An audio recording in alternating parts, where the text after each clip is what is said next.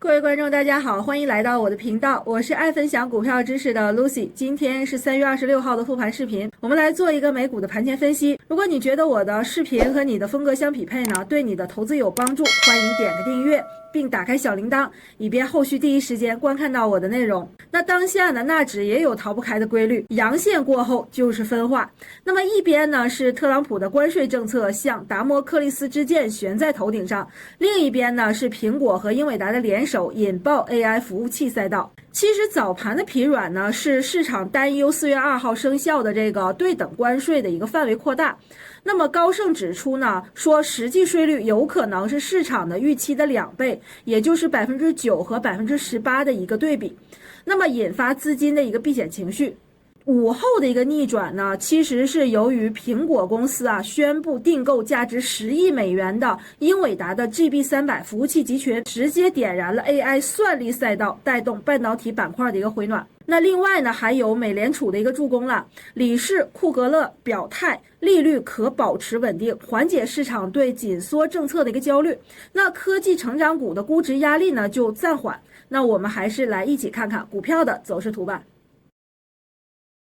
今天呢，我们还是分4个方面来去看。那首先呢，要去看一下当下风头最猛的就是特斯拉今天的一个关键的位置的争夺。那么第2个方面呢，是去看一下苹果公司。那么我们知道苹果公司在纳指里边的一个权重的话是相当大的，所以昨天我们会看到，其实特斯拉走势并不是很强，但是苹果公司呢去扛起了纳指的一个希望。那么第3个方面呢，就看一下英伟达的一个选择，在此一个位置呢是比较关键的，它是选择向上还是向下呢？这里还是要去仔细的分析一下。那么第4个方面呢，就是 QQ 的一个选择。那我们知道如果说这些科技巨头的一个动向的话，直接影响QQQ， 那我们是选择 TQQQ 还是短期的 SQQQ？ 那我们来看一下图表。首先这一张图表呢是特斯拉日线的走势图，我们可以看到呢，近5天特斯拉都是连续的一个阳线，而且是逐阳线放大的，也就是上个星期五到周一的一个阳线呢，它是直接放大的，但是昨天呢出现了一个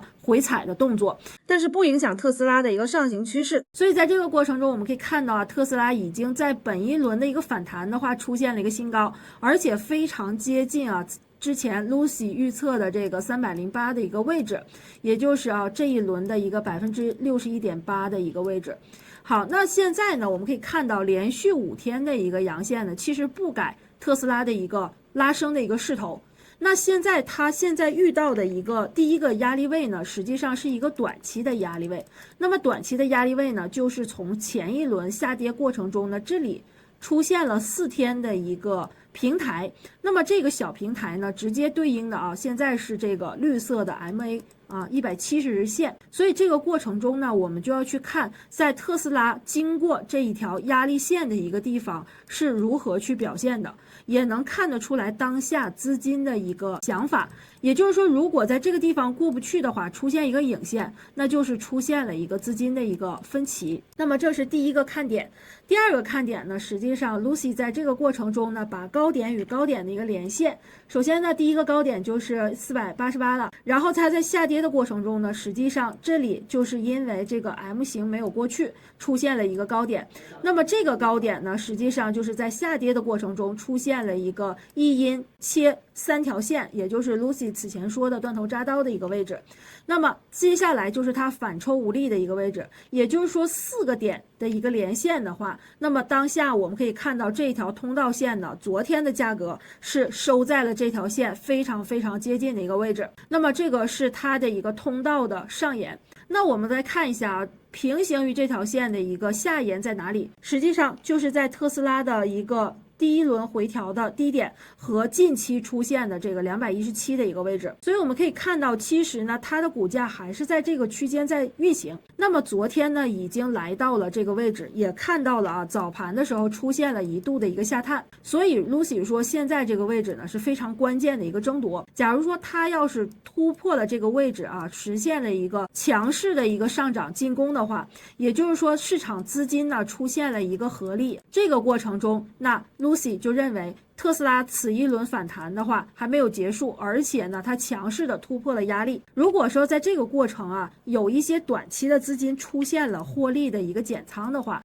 那我相信啊，做短线的小伙伴呢，在这个地方啊，还是可以去止盈的。毕竟啊，从这个220反弹上来的话，也有20%到30%的一个收益了。那么这个就是对特斯拉的分析。所以当下 Lucy 呢不去做任何的剖析，我们只看市场的资金如何去选择。那么一旦啊市场出现分歧的话，这个位置出现小小的回落，那么回落到一定低点的时候，又是我们进场的一个好选择。那么这个就是对特斯拉的一个看法。接下来我们来看一下这张图表，是苹果公司的日线走势图。苹果公司对于纳指的一个贡献的话就比较大了。而且昨天呢会出现，就是特斯拉在盘中的时候一度是走弱的。走弱的话，我们可以看到，其实下午呢，苹果公司它就会出现了一个这个比较强势的拉升，带动纳指的话由红翻绿啊。所以说在这个过程，我们可以看到啊，其实它的 MACD 已经出现了一个绿色的一个向上的力度。所以在这个过程中呢，我们可以看到它是沿着这条均线，白色的这条均线啊一个上行，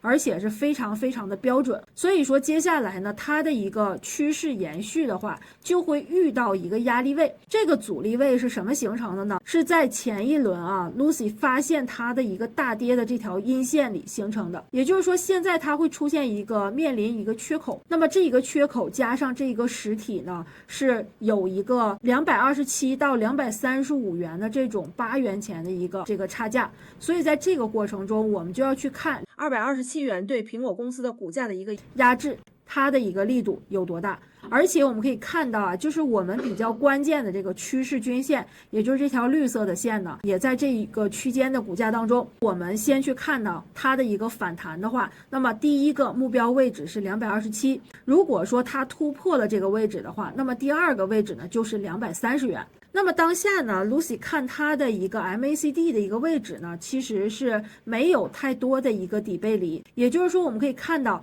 这个位置它的一个反弹，加上前一轮的一个低点208，那么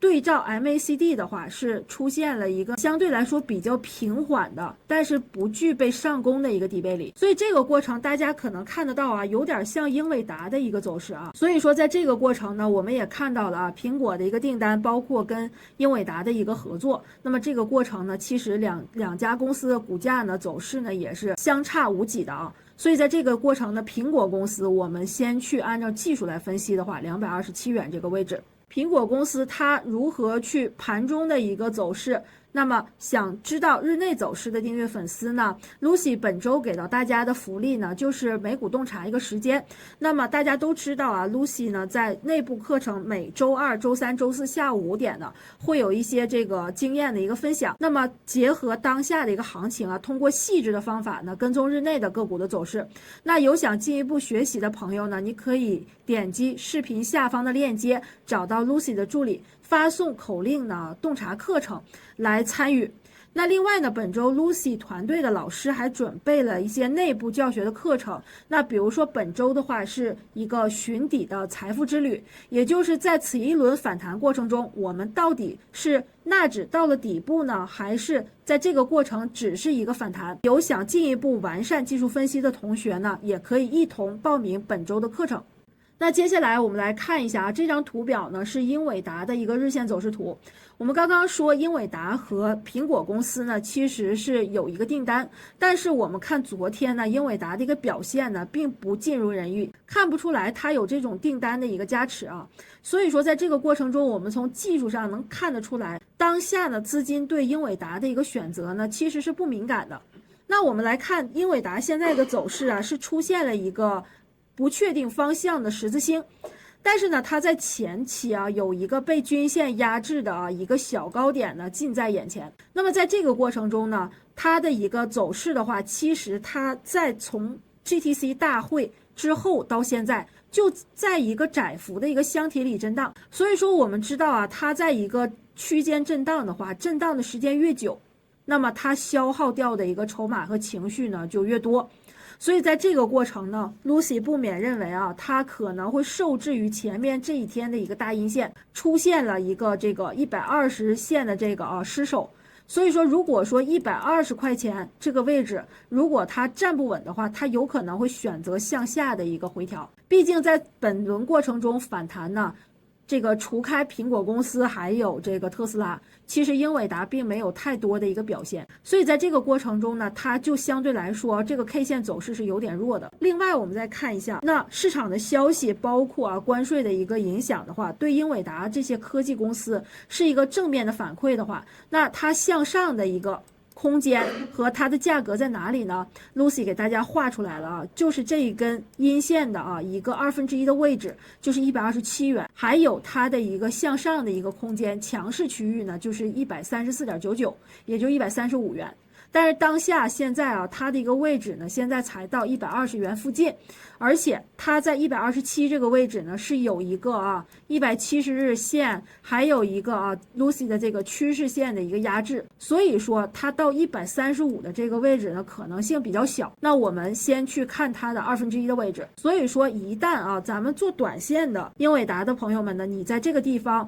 就可以呢去把它的一个空间呢再去观察一下，一旦靠近127附近的这个压力位的话，它上不去，它会出现一个冲高回落。那么在这个地方呢，还是建议大家可以止盈啊。那么这个是英伟达上行的一个这个空间。如果说它在此那么出现了纳指的一个整体的回调的话，那英伟达它也不可能自己独自扛起纳指的大旗。所以我们在这个地方呢也做一个两手准备，是什么呢？就是它在跌破了120日线这个120块钱120块钱这个位置，那么出现了这个 MACD 绿柱的一个缩小的话，终将成为它的一个这个下跌的一个助力。所以在这个过程呢，是英伟达是上还是下的话，大家要做好进攻和防守的一个标准。那么接下来呢，我们就要去看一下纳斯达克的一个日线走势图了。其实在这个过程中呢，我们可以看到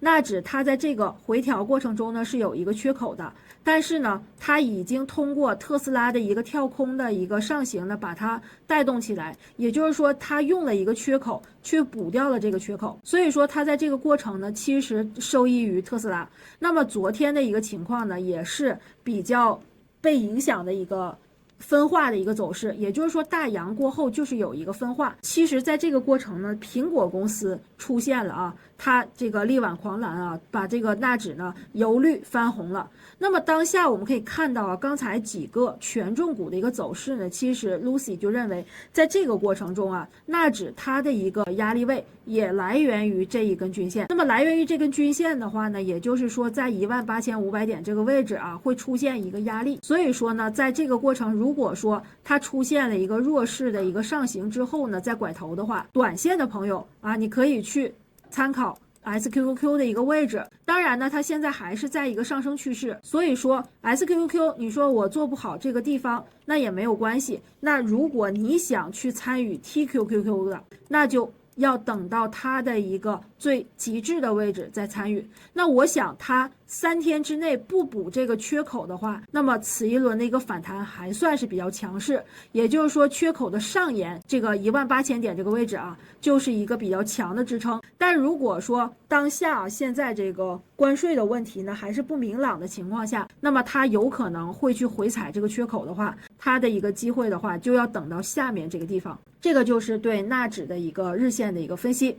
后市呢，我们需要的关注的一个消息面呢，首先就是关税政策的落地4月2号已经进入到了倒计时阶段。那如果说特朗普按照高盛的预测18%的税率执行，那短期肯定会冲击这个科技制造包括苹果供应链还有汽车板块。那么如果是相反的，豁免范围扩大的话，或成为反弹的一个催化剂。所以说还是那句话涨跌全看特朗普。那么第二个要关注的呢，就是 AI 的这个赛道能不能留住这些资金？那像苹果微软谷歌的一个 AI 服务器呢，订单是否放量，以及边缘计算端侧大模型的商业化进展，将决定资金呢是否长期驻扎在科技股里面。那第三个方面呢，就是美联储的一个政策和通胀数据了。那么3月的话 ，PCE 数据呢，如果是超预期的，那可能会逆转呢这个利率稳定的一个预期，高估值科技股呢就有可能会承压了。那么3月25号的一个纳指啊，它就完美的演绎了风险与机遇并存的一个机会。